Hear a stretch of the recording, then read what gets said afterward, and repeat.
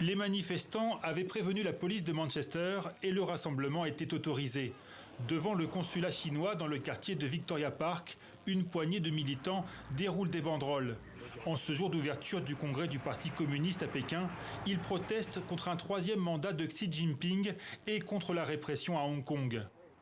Soudain, des hommes sortent du consulat pour arracher les affiches. Le rassemblement pacifique tourne à la bousculade.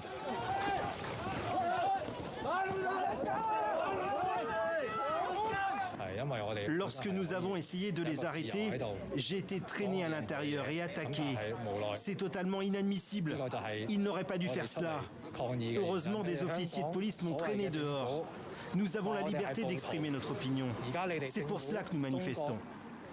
Largement relayé sur les réseaux sociaux, l'incident fait grand bruit au Royaume-Uni. Des députés réclament aussitôt une enquête et le gouvernement se dit très préoccupé. Mais en Chine, malgré des images assez flagrantes, le ministère des Affaires étrangères a une toute autre version des faits. Des fauteurs de troubles sont entrés illégalement dans le consulat général de Chine à Manchester et ils ont mis en danger la sécurité de l'enceinte diplomatique.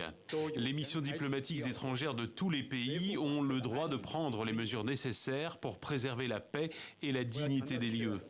Pékin appelle Londres à prendre des mesures efficaces pour renforcer la protection du consulat et de son personnel.